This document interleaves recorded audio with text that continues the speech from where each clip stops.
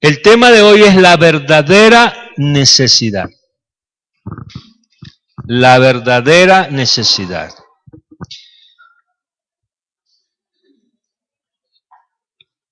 Alguien dijo, hermanos, que los inteligentes creen la mitad de lo que oyen, pero los que tienen discernimiento saben cuál mitad creer. Nosotros necesitamos discernimiento. Discernimiento. De hecho, el discernimiento es un don del Espíritu Santo. Porque el discernimiento va más allá de la razón. Una cosa es yo hacer un análisis de una situación usando mi inteligencia, mi razón, y siguiendo un proceso lógico para sacar conclusiones. Y otra cosa es tener discernimiento.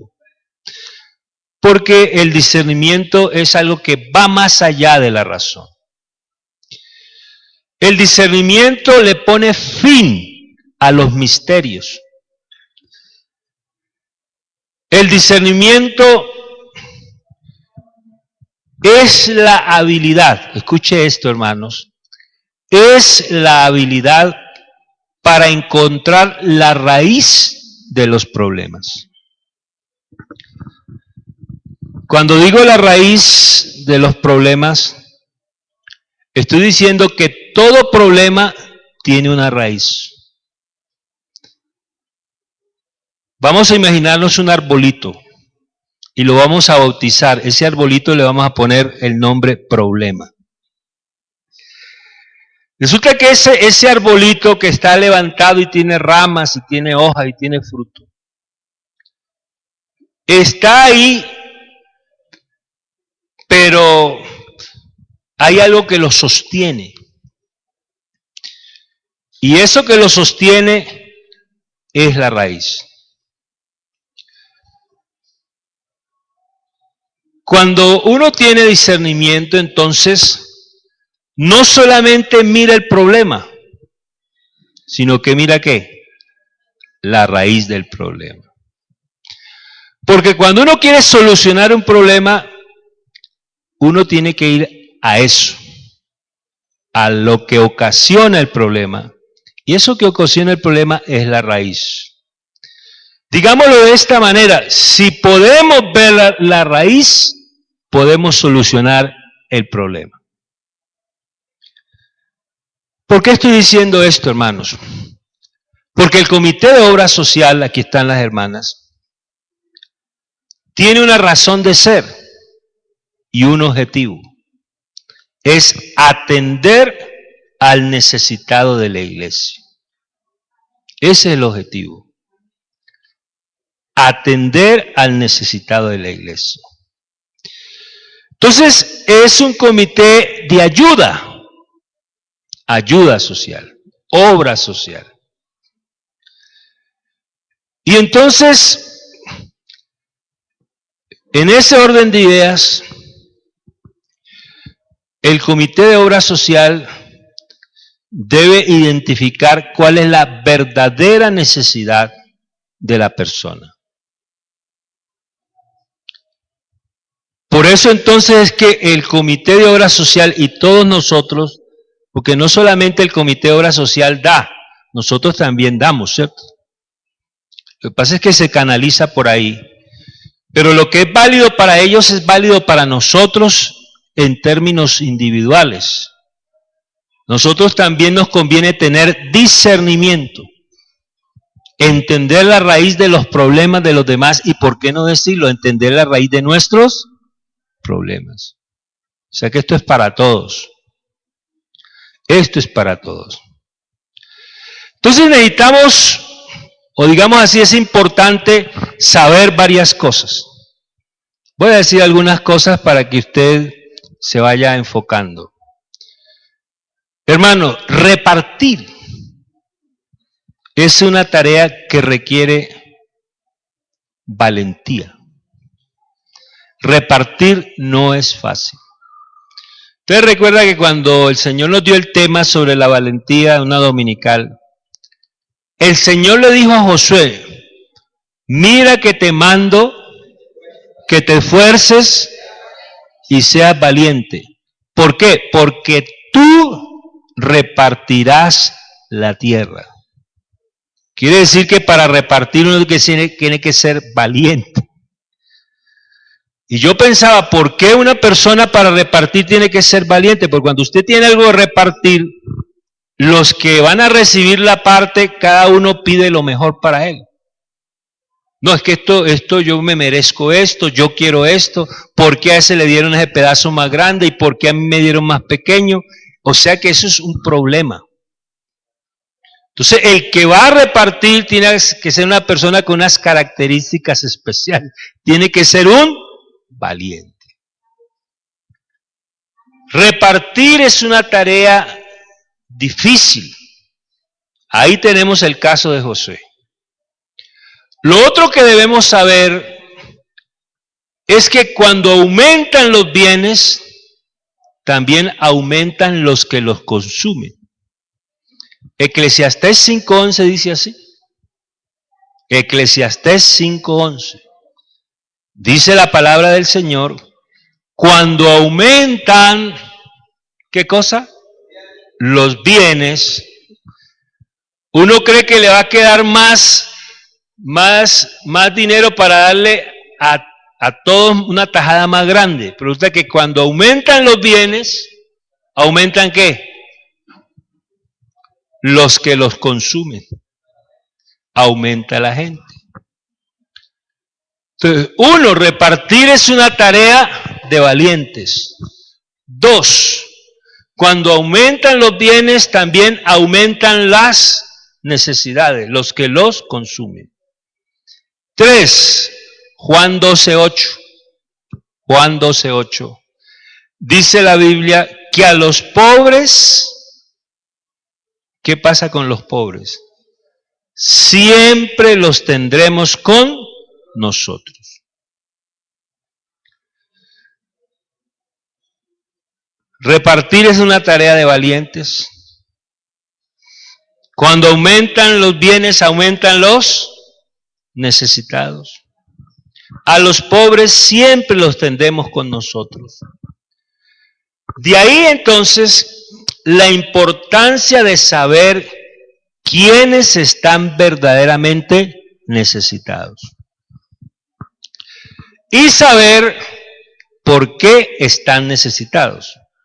Porque el por qué es la raíz. ¿Por qué? ¿Por qué están necesitados? Y eso para determinar cuál es la verdadera necesidad.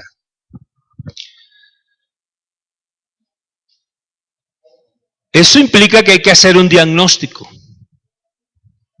Mire, un buen médico, bueno, creo que todos hemos ido al médico, ¿cierto? Alguna vez. Y hemos sufrido de los médicos. Porque a veces los médicos le apuntan más al síntoma que a la enfermedad. Y bueno, nuestro régimen de salud está diseñado para el acetaminofén y el ibuprofeno, dice. ¿Cierto? Usted va a la EPS, ¿qué le recetan? Un acetaminofén, ibuprofeno y se va para la casa.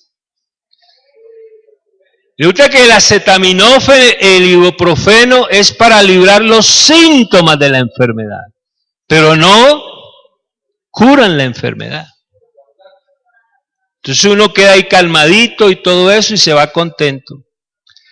Pero el buen médico, por eso es que cuando la EPS no le da a uno cita con el especialista, uno dice, bueno, me tocó pagarlo porque yo sigo enfermo. Ahí estaba la hermana Juliet enferma de los bronquios y todo eso, y iba al médico, ¿sí? Y él le decía esto, lo otro, pero nunca la mandó al especialista. Yo le decía a Ana María, dice, bueno, vamos a procurar que si la EPS no atiende a la hermana Juliet, le vamos a ayudar para que ella vaya a un especialista. Porque el especialista le va a hacer exámenes, le va a hacer esto, cosa, le va a hacer la otra, y le va a atender no el síntoma, sino la enfermedad. Entonces, hermanos, cuando vamos a ayudar hay que hacer un diagnóstico, porque a la persona no hay que darle para el síntoma, hay que darle para la enfermedad. Entonces, es una tarea que nos toca, hacer diagnóstico apropiado para atender no el síntoma, sino porque es la única manera de atender correctamente a los necesitados. ¿Qué hacer diagnóstico? Bueno, a mí me pareció interesante que hiciéramos un ejercicio esta noche. Porque esto suena como muy teórico, ¿cierto? Eso, el hermano que dice que el síntoma, que la raíz, que el arbolito, que la EPS, pero eso no lo entiendo bien, dirá usted. Vamos a hacer un ejercicio esta noche. Y vamos a hacerlo leyendo algunos textos bíblicos, ¿de acuerdo? ¿Están de acuerdo conmigo? Bueno, Proverbios capítulo 6, versículos 6 al 11. Yo voy a leerles, y usted va a leer ahí o va a escuchar ahí. Vamos a ver aquí un cuadro que nos muestra la palabra del Señor. Proverbios 6 dice así: ve a la hormiga, oh perezoso, mira sus caminos y sé sabio. ¿Qué más dice? La cual no teniendo capitán, ni gobernador, ni señor, prepara en el verano su comida y recoge en el tiempo de la siega su mantenimiento. Perezoso, ¿hasta cuándo has de dormir? ¿Cuándo te levantarás de tu sueño? Un poco de sueño, un poco de dormitar y cruzar por un poco las manos para reposo. Así vendrá tu necesidad como caminante y tu pobreza como hombre armado. A este personaje que no tiene nombre, es un perezoso, cualquiera pues no tiene nombre ni apellido, ¿cierto? No tiene cédula de ciudadanía, es un perezoso. A este perezoso, entonces, le vamos a hacer el diagnóstico. ¿Cuál es la necesidad de este perezoso? ¿Dinero? ¿Mercado? ¿O cuál cree usted que es la necesidad de este perezoso? ¿Ah? ¿Qué necesita este perezoso? ¿Ah? Lo que necesita es diligencia. Entonces, si usted le da dinero al perezoso, no lo ayuda, le hace un perjuicio, porque se vuelve más perezoso. Ah, no, yo tengo quien me dé, yo aquí me estoy, esto está sabroso, esto está bueno. Entonces, el perezoso necesita es otra cosa. Ustedes me están ayudando, ¿cierto? Ustedes dijeron que el perezoso no hay que darle ¿qué? Ni dinero ni mercado, sino que hay que abrirle los ojos. Es decir, la raíz de su problema es la pereza. Porque si usted le da el mercado y la plata, le está solucionando el síntoma, ¿cierto? Pero no le está atendiendo la enfermedad. ¿Cuál es la enfermedad? La pereza. Entonces vamos a curarles la pereza. Vamos a darle un remedio, unas cuantas cucharadas de antiperezol compuesto, ¿cierto? Una por la mañana, otra al mediodía, otra por la noche, hasta que se sane. Entonces ya le solucionamos el problema al perezoso. ¿Me están entendiendo? ¿Cierto? Eso está bien. Vamos a leer otro versículo. Proverbios 10, versículo 4 y 5. Proverbios 10, versículo 4 y 5. ¿Qué es lo que dice aquí? La mano negligente. ¿Qué pasa con la mano negligente? Empobrece. Mas la mano de los diligentes Entonces, eso está confirmando el remedio que le acabamos de dar al perezoso. Perezoso necesita tener una mano diligente. El que recoge en el verano es hombre entendido. El que duerme en el tiempo de la siega es hijo que avergüenza. Entonces fíjese usted que la Biblia sí nos da luces a nosotros. La Biblia es la palabra de Dios, hermano. Maravillosa. Ahora, voy a mostrarles aquí otro caso. Otro caso, para que me ayuden. Me están ayudando, ¿cierto? Proverbios 13, 18. Proverbios 13, 18. ¿Qué dice la palabra? Pobreza y vergüenza tendrá el que menosprecia el consejo, mas el que guarda la corrección recibirá honra. Fíjese usted cómo a veces lo que la persona necesita es corrección, o sea, enderezarse, porque anda un poquito torcido y por eso está como está. Entonces, corrección. Proverbios 21, 17. Aquí tenemos este cuadro. ¿Qué dice ahí? Hombre que necesitado será el que ama el deleite. Y el que ama el vino y los ungüentos. Entonces aquí viene una persona que ama el vino y los ungüentos. ¿Usted qué le da? ¿Un mercadito? ¿Le da una platica? ¿Cuál es la necesidad de ese que ama el vino y los ungüentos y que por eso está necesitado? Porque ahí dice que hombre necesitado es el que ama el deleite y el que ama el vino y los ungüentos. Ayúdeme, ¿cuál será la necesidad? Este tampoco tiene nombre ni cédula, ¿cierto? Es un cualquiera. Pero es un hombre cualquiera, no, perdón, ¿cierto?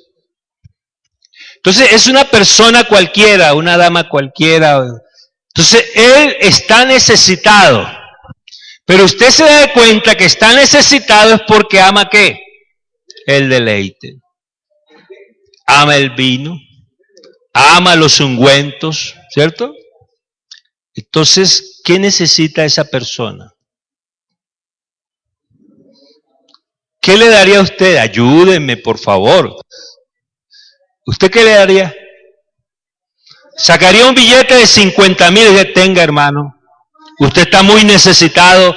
Y qué pobrecito usted que está necesitado. Yo lo veo a usted con una cara muy triste y está llorando y afligido. Y yo no quiero verlo llorando ni afligido. Tenga este cheque por 200,000 pesos. ¿Se lo da? Entonces, esa persona lo que necesita es corrección. Esa persona necesita es arrepentirse. Porque anda ¿cómo? Anda mal. Oiga, me contaron, no sé si es verdad, porque cuando uno le cuentan algo, uno tiene que hacer la reserva propia, ¿no? Pero me contaron que una vez sucedió, no sé si en una iglesia o acá, que una hermana andaba pidiendo una ayuda para una operación. Hermano, necesito que me van a operar, una ayuda, y los hermanos le cogieron la ayuda para la operación. Pero después se dieron cuenta que era para una cirugía estética. Ella quería, ¿no? Usted sabe cómo es. Entonces era una cirugía estética. Su necesidad era ponerse bien bonita. Entonces, hermanos, tenemos que hacer diagnóstico, ¿cierto? De las necesidades. La Biblia dice algo, a ver, creo que es segunda o primera de Timoteo, voy a buscarlo. Ubíquense en Timoteo, pero a ver, si es primera de Timoteo capítulo 5. Primera de Timoteo, capítulo 5, versículo 3. Primera de Timoteo, capítulo 5, versículo 3. Vamos a leer este texto. ¿Qué dice? Honra a las viudas que en verdad lo son. Sí, bueno, un momentico, es que hay aquí como que ya está haciendo una discriminación, ¿cierto? Es decir, que hay unas que son y otras que no son. Entonces, claro, el versículo que sigue, como que le abre a uno el panorama para uno entender. ¿Qué dice el versículo 4? Pero si alguna viuda tiene ¿qué? Hijos o nietos, aprendan estos primeros a ser piadosos para con su propia familia y a recompensar a sus padres, porque esto es ¿qué? Bueno. Entonces viene alguien y dice, una ayudita, soy viuda. Un momentico, ¿tiene hijos? ¿Tiene nietos? Sí, ¿cuántos? Tengo 10 hijos y 40 nietos. Oye, es cosa curiosa, un papá sostiene 10 hijos, pero 10 hijos no sostienen un papá. Es como curioso eso, ¿sí? Dejémoslo así. Entonces, lo que le quiero decir es que aquí la Biblia sí hace una aclaración, ¿cierto? Porque dice el versículo 5, pero la que en verdad es viuda, entonces está tratando un perfil de la verdadera viuda necesitada, ¿cierto? Ahí dice, la verdadera viuda necesitada es la que ha quedado sola. La verdadera viuda necesitada es la que espera en Dios, no en el fondo de obra social. Y es diligente ¿en qué? En súplicas. ¿Y en qué más es diligente? En oraciones, cada mes. Día y noche, o noche y día. Entonces está dando el perfil de la viuda necesitada. Entonces uno tiene que hacer diagnóstico para determinar si esa viuda es realmente. Versículo 9. Parece que se ponían en lista las viudas necesitadas en ese tiempo. Se ponían en lista. Es decir, que el comité de obra social en ese tiempo sacaba su listica. Entonces dice así, sea puesta en lista solo la viuda ¿qué? No menor de 60 años. Oiga, esto está duro, ¿cierto? Está bueno. No menor de 60 años, que haya sido esposa de un solo marido. Oiga, ¿qué más dice? Que tenga testimonio de ¿qué? De buenas obras. Debe mirar eso. ¿Qué más dice? Si ha criado hijos, quiere decir que criar hijos es lo contrario a malcriar hijos. Pues si uno malcría a los hijos, después los hijos no dan nada. Pero la culpa no es de los hijos que se criaron mal, la culpa es del que los crió mal. Una vez vino una hermana con el niño de la mano a decir, pastor, ore por este niño que está mal criado. Pastor le dijo, arrodíllese usted porque usted fue el que lo crió mal. Voy a orar es por usted. Entonces, que haya criado ¿qué? Hijos. ¿Qué más dice ahí? Ha practicado la hospitalidad. ¿Qué más? Ha lavado los buenos. Bueno, eso está en el contexto de allá. Lavar de los pies de los santos era que la persona era una persona que estaba dispuesta a servirle a sus hermanos, que son los santos. Si ha socorrido a los afligidos, y si ha ¿qué? Practicado toda buena obra. Oiga, la palabra está como dura esta noche, ¿cierto? ¿O será que es la verdad la palabra de Dios? Es la verdad. Es la verdad. Entonces aquí hay un perfil, ¿cierto? Porque, ¿qué es lo que pasa con las que no son viudas? Versículo 13. Verdaderas, dice, aprenden a ser ociosas. ¿Qué más dice? Andan de casa en casa. Y no solamente son ociosas, sino que además, oiga, suena un poco fuerte, ¿cierto? Chismosas. ¿Y qué más? Y entremetidas, hablando de lo que no debieran. Palabra de Dios. Entonces, usted tiene que hacer diagnóstico, porque aquí la palabra nos abre los ojos. Entonces, versículo 16, se dando unas pautas. ¿Qué dice? Si algún creyente o alguna creyente tiene, ¿qué dice? Que las mantenga. Y no sea qué, grabada en la iglesia. Porque aquí algunos dicen, no, es que la iglesia nos tiene que dar. Hermano, aquí estamos hablando de lo que Dios dice. Para que no sea grabada ¿qué? La iglesia. A fin de que haya lo suficiente para quienes. Para las que en verdad son viudas. Entonces, todo eso, hermano, es un tratado bíblico para que nosotros aprendamos a dar. Porque repartir no es fácil. No es fácil. Y no sé por qué la plata llama. Si alguien se entera que a usted le llegó una bendición de 100 millones, todos son amiguísimos suyos. ¿Por qué será? Entonces, claro. Por eso es que el Señor plantea estas cosas, porque Él nos quiere enseñar a nosotros a dar con sabiduría.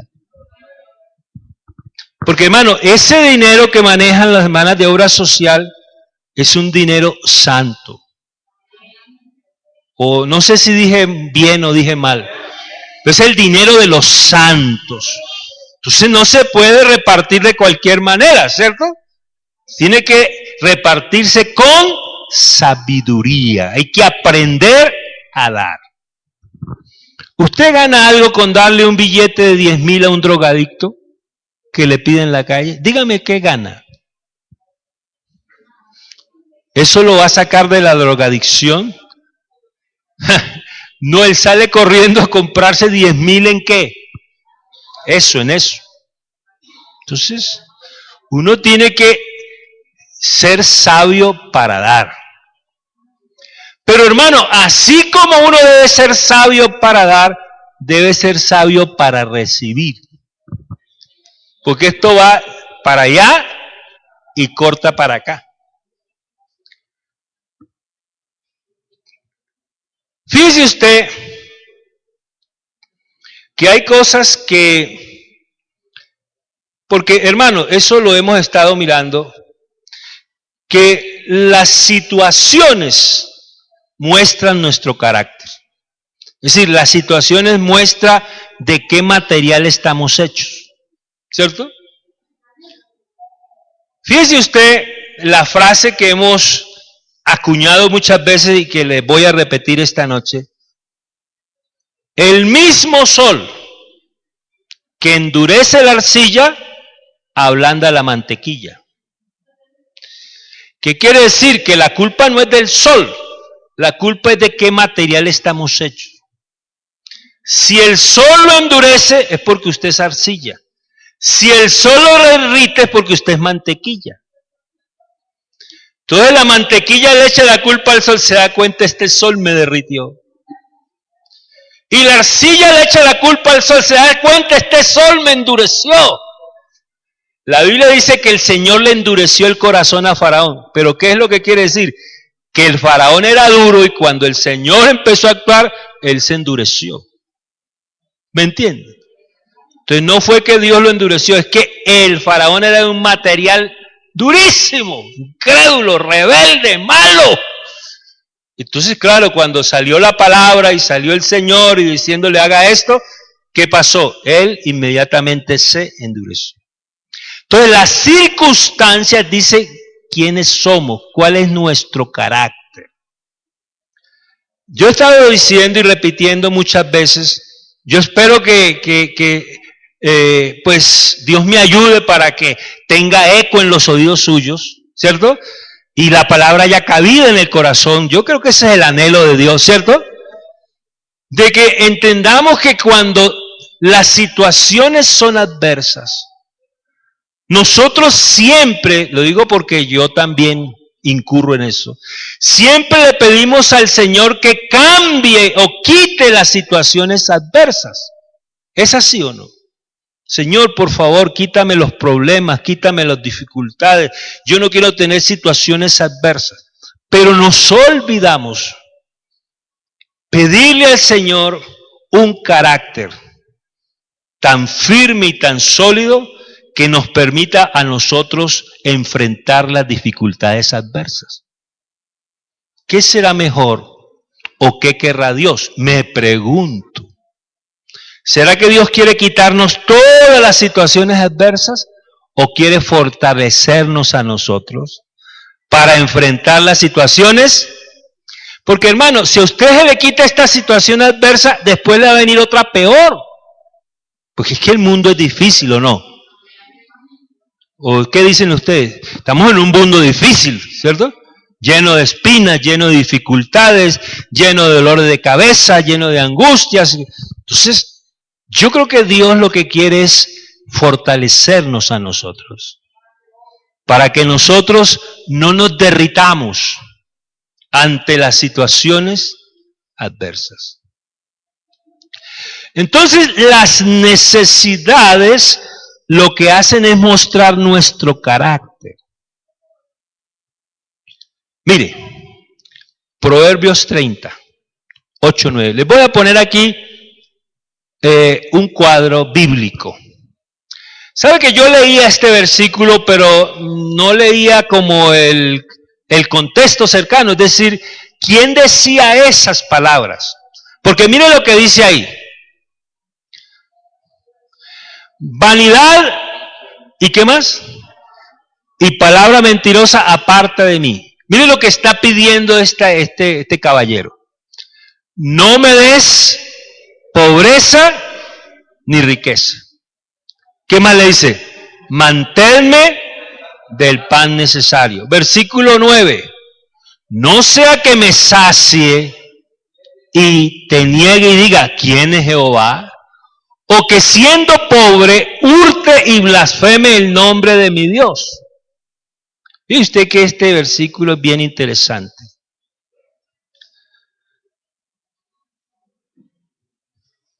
¿Ustedes qué les parece lo que pide este caballero? ¿Les parece bien?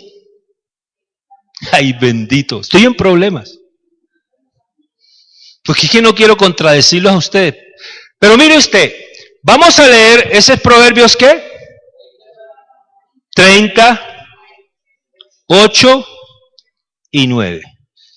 Bueno, Proverbios 30, 8 y 9. Vamos a ver quién dijo esto. Vamos al versículo 1 del capítulo 30.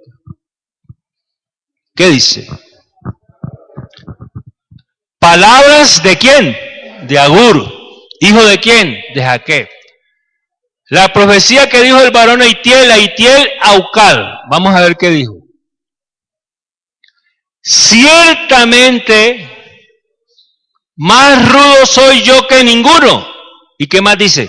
Ni tengo entendimiento de hombre. O sea que el que dice estas palabras es un hombre rudo y sin entendimiento. Porque fíjese usted, esto contradice lo que estamos diciendo. Porque quiere decir que si el Señor le da a uno pobreza, uno comienza ¿a qué? Lo leímos, ¿cierto? A hurtar. ¿Usted le parece bien que una persona porque está pobre robe? Pues eso es lo que está diciendo él. Es que si me das pobreza, de pronto yo me pongo a robar. Y si me das riqueza, ¿usted le parece bien que una persona rica blasfeme contra Dios? ¿O se olvide de Dios? ¿Qué dicen ustedes? No, dígame por favor. ¿Les parece que está bien? Entonces lo que está pidiendo este hombre, nada que ver con lo que estamos diciendo. Entonces usted dirá, ay pastor, y entonces ¿cuál es la alternativa? Bueno, la alternativa está en Filipenses Filipenses capítulo 4 y versículo 12.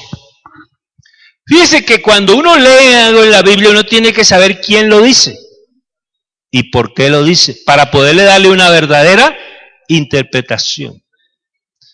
Hermano, es que es así, uno no puede decir, Señor, si me das pobreza, me vuelvo un ladrón. Y si me das riqueza, me voy a olvidar de ti. Pero mire lo que dice este hombre. No, el versículo 12 es, o el 11 entonces, el 11 dice, no lo digo porque tenga escasez, pues he aprendido a contentarme cualquiera que sea. Bueno, ¿cuál de las dos posiciones aceptamos? ¿La del rudo y sin conocimiento o esta? Matriculémonos aquí, ¿cierto? En esta universidad, en esta escuela. He aprendido a contentarme cualquiera que sea mí. Estoy pobre, estoy contento. Estoy rico, estoy recontento. Bueno, viceversa. Entonces, no cambia el carácter de la persona por el hecho de ser rico o ser pobre. Mire lo que dice el versículo 12. Sé vivir humildemente y sé tener abundancia. En todo y por todo estoy enseñado, así para estar saciado como para tener hambre, así para tener abundancia como para padecer necesidad. Y ahí viene la famosa frase que nos inspira tanto a nosotros, que dice, todo lo puedo en Cristo, y dígale usted, hermano, que me fortalece. A Él sea la gloria, a Él sea la gloria, a Él sea la gloria, hermanos. Todo lo puedo en Cristo que me fortalece. Eso es un aprendizaje, porque tenemos que aprender a dar y tenemos que aprender a recibir. Sea mucho o sea poco, y si es poco, estamos contentos. Y si es mucho, estamos contentos, ¿cierto? Aprender a recibir. Dicen, hermanos, bueno, esto es una historia de esas de las muchas historias que uno lee por ahí, pero me pareció interesante compartirla con ustedes. Un náufrago, usted sabe lo que es un náufrago, ¿cierto? Le pide a Dios que lo rescate. Y pasan barcos, pasan aviones, pasan helicópteros, le ofrecen la ayuda y él la rechaza, pues dice que Dios lo va a rescatar. No, el helicóptero no, Dios me va a rescatar. El barco, no, Dios me va a rescatar. El avión, no, Dios me va a rescatar. Cuando el náufrago muere y va al cielo, esto es una historia ficticia, le pregunta a Dios por qué no lo ayudó. Y Dios le responde, te mandé barcos, te mandé aviones, te mandé helicópteros y tú no te montaste en ninguno. Es que a veces nosotros no sabemos recibir porque queremos que Dios nos tiene que contestar esa nuestra manera. Pero Dios es Dios. A Él sea la gloria. Entonces, así como tenemos que aprender a dar, tenemos que aprender a recibir. Estamos esperando lo que deseamos y rechazamos o ignoramos lo que Dios nos está dando de acuerdo a nuestra necesidad. Fíjese usted entonces, hermanos, todo esto. Aprender a dar y aprender a recibir. ¿Cierto? Entonces aquí va de lado y lado. Jesús, hermano, el Señor Jesús, es el ejemplo de dar sabiamente. Él es el modelo. Le trajeron un paralítico. Ustedes recuerdan, ¿cierto? Un paralítico. Entonces todos venían a que el Señor hiciera algo con el paralítico. ¿Qué era lo que esperaba la gente que lo trajo?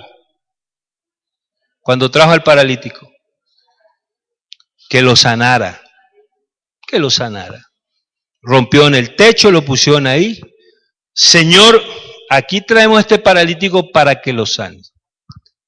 Pero el Señor sabía cuál era la necesidad de ese paralítico. La primera necesidad, la prioritaria. Entonces, ¿qué hizo el Señor Jesús? ¿Lo sanó? Dijo, tus pecados te son perdonados. Se fue a la raíz del problema.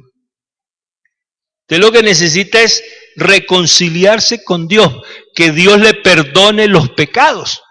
Porque a veces las consecuencias del pecado son nuestra necesidad.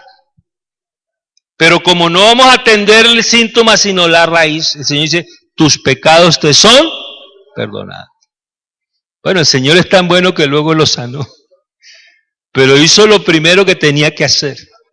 Le perdonó los pecados. Ahora bien, yo estaba pensando, hermano, porque cuando uno está preparando una enseñanza, uno tiene que pensar bien y pedirle a Dios que le dé las palabras apropiadas, ¿cierto? Yo estaba pensando, bueno, cuando el Señor alimentó las multitudes, hizo tantos milagros, ¿por qué los hizo? ¿Sabe que es una pregunta que una vez hicieron en el instituto bíblico? ¿Por qué el Señor hizo milagros? Usted se lo ha preguntado. ¿Por qué hizo milagros? Entonces podemos tener muchas respuestas, ¿cierto? Hizo milagros porque Él es todopoderoso. Él hizo milagros porque Él tiene compasión de la gente. Él hizo milagros porque se dolió de los necesitados. Pero yo estaba mirando en la Biblia algo que le quiero compartir a ustedes. Cuando el Señor hizo milagros, usted lee el Evangelio del Señor escrito por Juan, ese milagro lo hizo para dar una lección objetiva, es decir, visible, de algo espiritual que Él quería enseñar. Mire, cuando Él alimentó los 4,000 o los 5,000, ¿cierto? Claro, todos los 4,000 o 5,000 quedaron contentos. ¡Ay, comidita!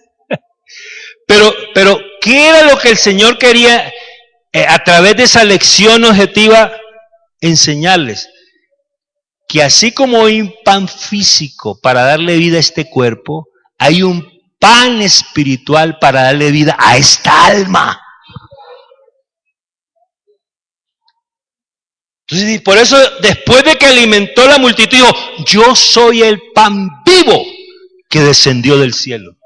El que come de este pan no volverá a tener hambre. Está hablando de un pan distinto, ¿verdad? Entonces ese milagro era para dar esa lección. Y entonces después lo regañó. Digo, ustedes me siguen por la comida que perece y no por la comida que a vida eterna permanece. O sea que esos necesitados querían el pancito. Pero tenían una necesidad más profunda que el pancito de cada día, que era la salvación de sus almas. ¿Es así o no? Cuando Él resucitó a Lázaro, ¿por qué lo resucitó? Bueno, Él es poderoso. Bueno, Él se compadeció de Lázaro. Pero ¿a cuántos Lázaros resucitó? Dígame, ¿cuántos? ¿Cuántos Lázaros resucitó? Uno. Y los demás que se murieron, ¿por qué no los resucitó? ¿Usted no les ha preguntado eso?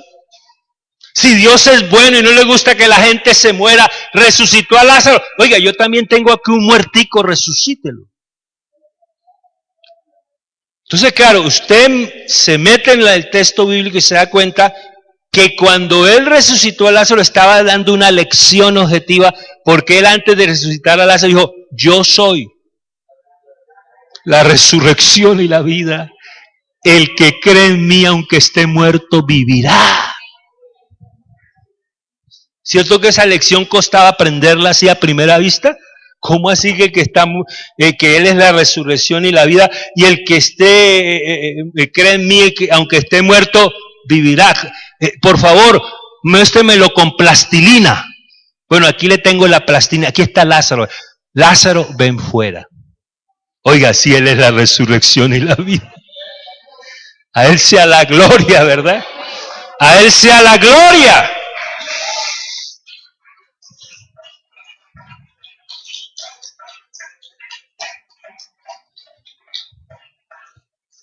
Entonces, si alguien sabía cuál era la raíz del problema, era Jesús.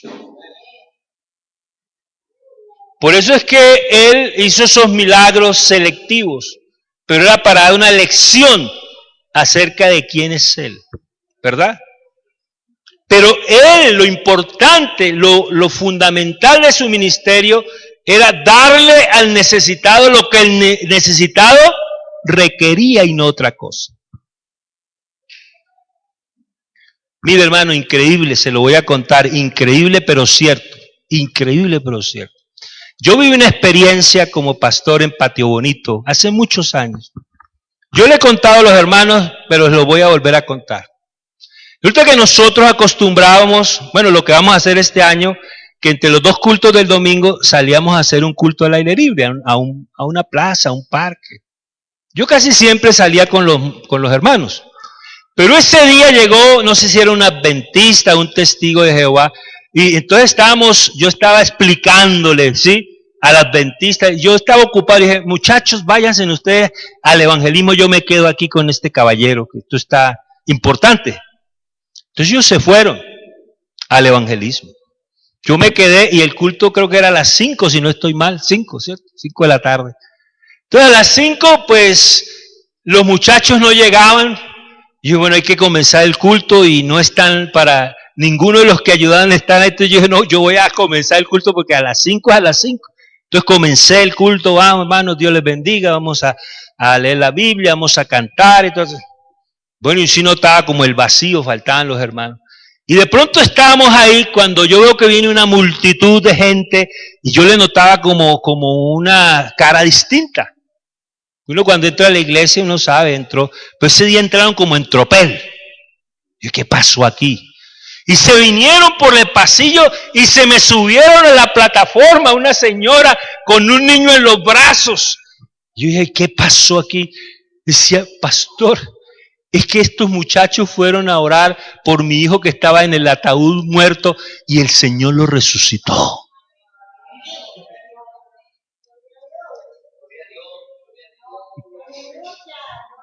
¿Qué dicen ustedes? A Él sea la gloria, ¿verdad? A Él sea la gloria. Pero hermano, lo que le quiero decir es que yo pensé, dije, esta mamá ahora se va a convertir al Señor. Porque su hijo fue resucitado por el Señor. ¿Sí o no? ¿Qué espera uno de una mamá que el Señor le resucita a su hijo? Que le entregue su vida al Señor. Oiga, eso es lo increíble. No le entregó su vida al Señor. Porque es que así la gente quiere la bendición de Dios, pero no al Dios de la bendición. ¿Sí me entiende? Y usted y yo necesitamos más que la bendición de Dios. Necesitamos al Dios de la bendición. Sí, Señor.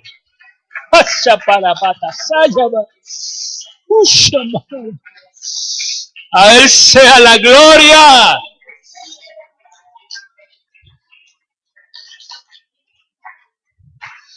Yo quiero terminar porque ya son las 8:05. Hermano, ¿usted conoce la raíz de tus necesidades? Es bueno que las conozcamos. El comité de obra social, porque esto lo digo personalmente, porque estoy diciendo que el comité de obra social tiene que conocer la raíz de las necesidades para poder hacer una ayuda sabia. ¿Estamos de acuerdo? Y usted que viene a pedir debe saber pedir. Y usted que tiene que dar debe saber dar. Porque si eso se conjuga, vamos a tener a Dios contento.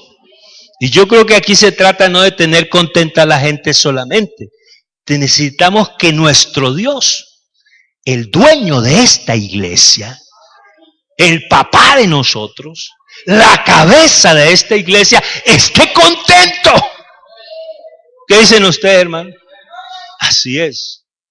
Entonces, conocer la raíz de tus necesidades y la raíz de las necesidades de los que piden. Porque alguien dijo, esto me lo dijo un pastor, pidiendo nadie se ha quebrado. Quiere decir que yo pido y bueno, nada pierdo, ¿cierto? La peor diligencia es la que no. Sí, me dan bien. Porque necesitamos, hermanos, invertir correctamente la bendición de Dios, tu bendición. Porque estamos repartiendo un dinero que no es nuestro, es de Dios. Y hermanos, yo quiero decir esto. ¿Por qué damos? Aquí hay un punto bien importante y yo quiero que usted me ponga atención. Porque un hermano le preguntó a un pastor hace poco, él me contó, íbamos en el avión ahora para Armenia, y uno conversa con los pastores. Entonces no sé por qué salió el tema.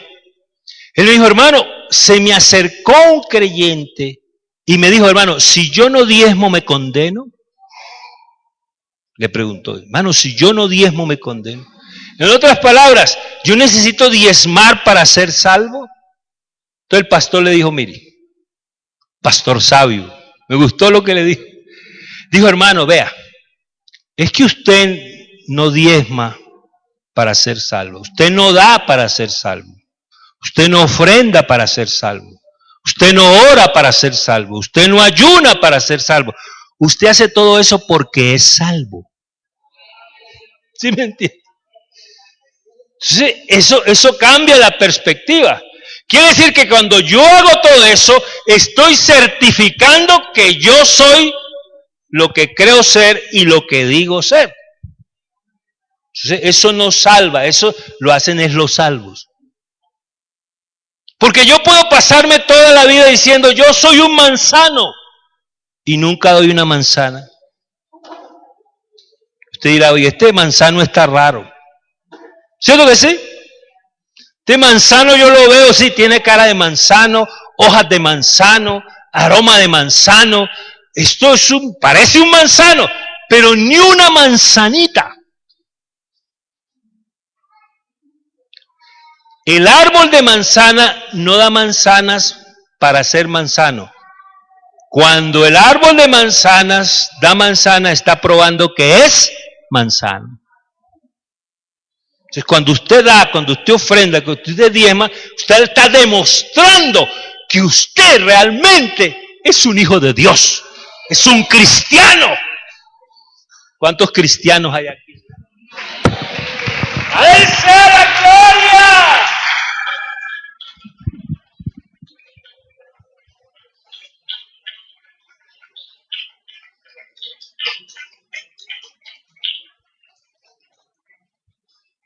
Nosotros damos porque somos salvos. Es así. Porque si no, entonces seríamos salvos por obras. Quiere decir que, ¿para qué murió Cristo? Si usted con buenas obras ya se salva.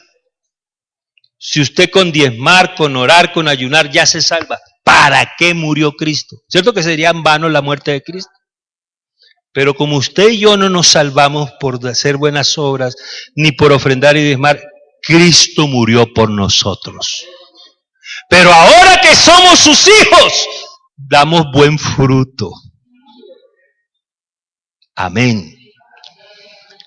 Hermanos, yo les regalo esta noche, en el nombre de Jesús, una de las llaves del éxito. en la vida cristiana. Enséñame, Señor, a dar y a recibir.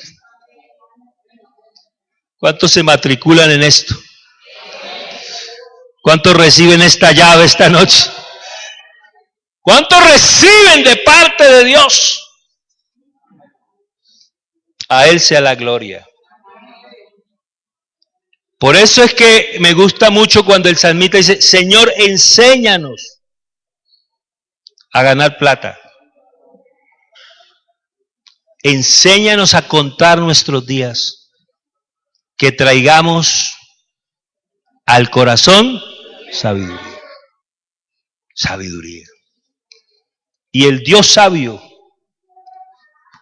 el Dios que nos lo ha dado todo, está aquí esta noche. A Él sea la gloria. A Él sea la alabanza. Cuando Pablo dijo todo lo puedo en Cristo que me fortalece, termina diciendo, mi Dios pues suplirá todo lo que a ustedes les falta conforme a sus riquezas en gloria en Cristo Jesús. Hermanos, tenemos un Dios generoso. Déjeme que llene mi boca.